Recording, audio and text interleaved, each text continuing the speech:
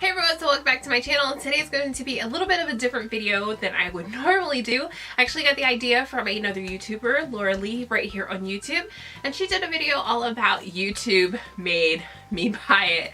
So I've been on YouTube for some years now. I'm kind of off and on as far as consistency, but I have been around to see things come, see things go, but also be suckered into buying things that I see here on YouTube. So I just decided to kind of go into my collection, look for some things that I still own that I was either suckered into buying, things that YouTube made me buy that I really loved and or hated. So if you guys are interested to see what products I purchased because of YouTube, stay tuned. So the first product, we are taking it back old school, and this is the Coastal Scents 88 Eyeshadow Palette.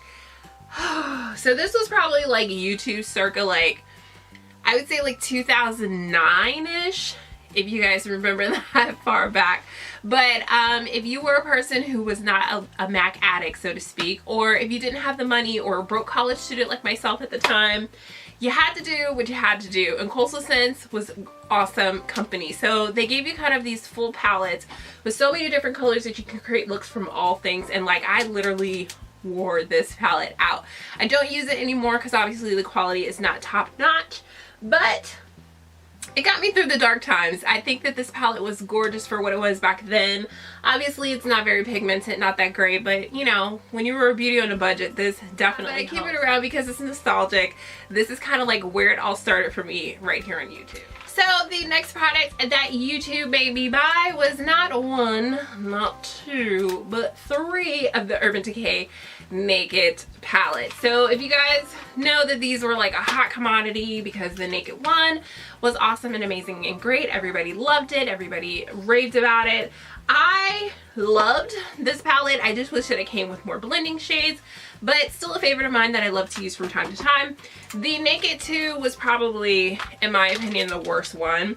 I love the packaging of this, but it was so cool tone and like literally one blending shade, just one.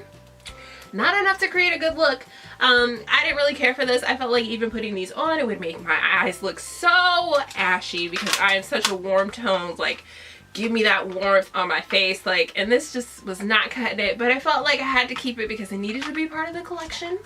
And then lastly, one of my favorites is the Naked 3. I feel like the Naked 3 is kind of, it's kind of, I don't want to say understated, but kind of like underrated.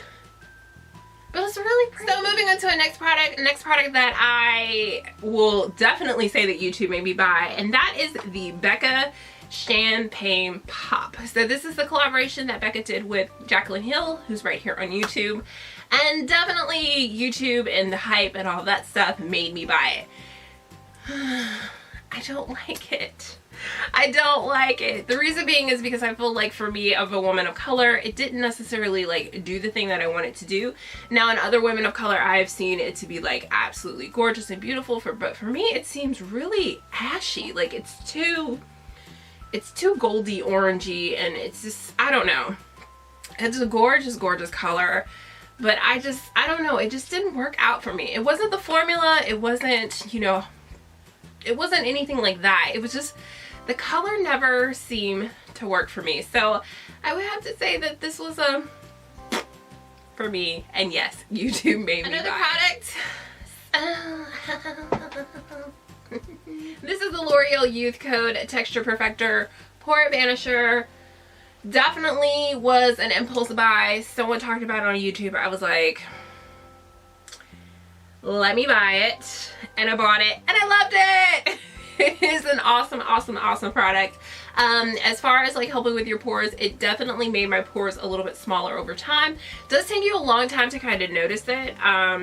But definitely if you keep up with it, it's pretty good. I would definitely recommend this as a primer to your foundations. You can use it without makeup, you can use it with makeup.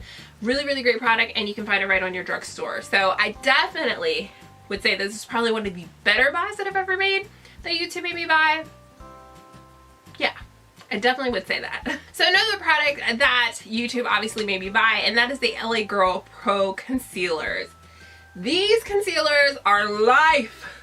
Absolutely life. Honestly, for being as cheap as they are, they work so well, and I actually will put them up with some of my favorite like higher end concealers. Definitely very full coverage, definitely going to give you the look that you need. The blending out can be a little bit tricky because it's a thicker consistency, but overall, these are amazing. So moving right along with products that YouTube made me buy, first up is the Makeup Forever HD High Definition Pressed Powder. And this is the one that was that white translucent powder. So I personally, being someone who was still learning about makeup at the time when I purchased this, did not realize that translucent powders, especially white translucent powders, do not photograph well at all. At all. They leave a horrible white cast underneath, especially if you're using it to like set or bake or anything like that. I was like, ugh.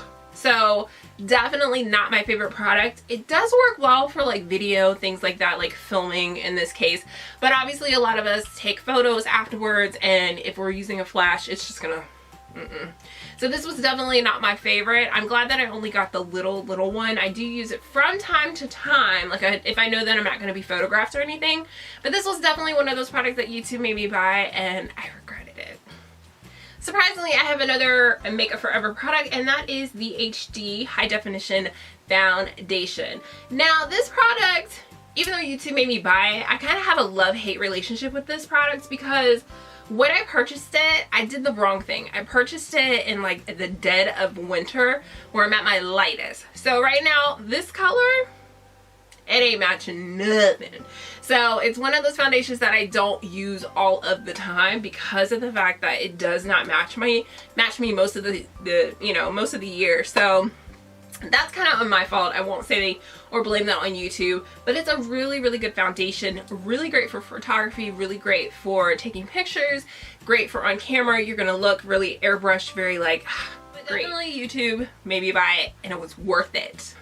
So another product that I bought is the Milani Luminoso Baked Blush. So this is the blush that looks like this, and it is absolutely gorgeous, but it is not made for me.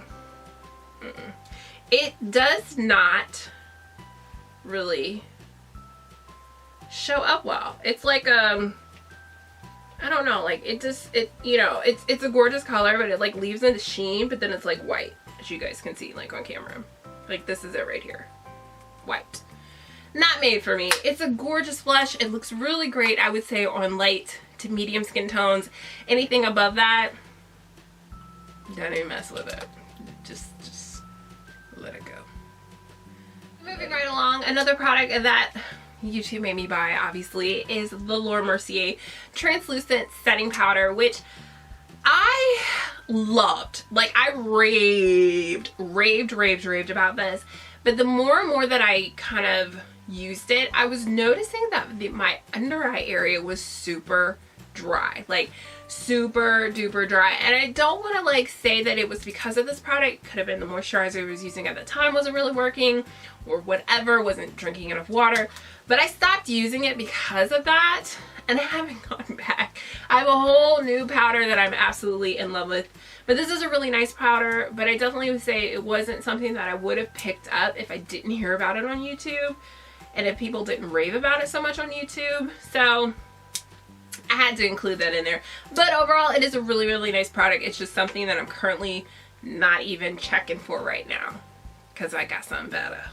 And lastly, we are on our last product, and it is by far, I have to say, the best thing that YouTube has ever made me buy, and that is my Clarisonic.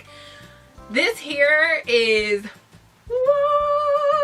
I definitely would say, especially if you're a person who wears makeup a lot like myself, you need something like this. A cleansing brush, something to help just make the process so much easier. This thing here is worth every freaking penny. I definitely would say that I'm so happy that YouTube made me buy it. So that is it, you guys. That completes this YouTube made me buy it kind of series. I just wanted to share this. I thought it would be a fun video to kind of like go into my collection and see things that like definitely was checking for, things that I was kind of prompted into buying. Did I love it? Did I not love it? You know. So yeah, that is it. I hope that you guys enjoyed this video. I just want to give a little bit of a shout out that I have a giveaway currently open right now for 1 more week. It's on my last video, so make sure that you guys check it out. It's very simple to enter. You just fill out some information and you are good to go. But if you guys enjoyed this video, don't forget to give it a thumbs up. If you're new to my channel, don't forget to subscribe by hitting that button right down there, and also to leave me a comment, maybe leave something that YouTube made you buy. So until next time, I'll see you guys soon. Bye.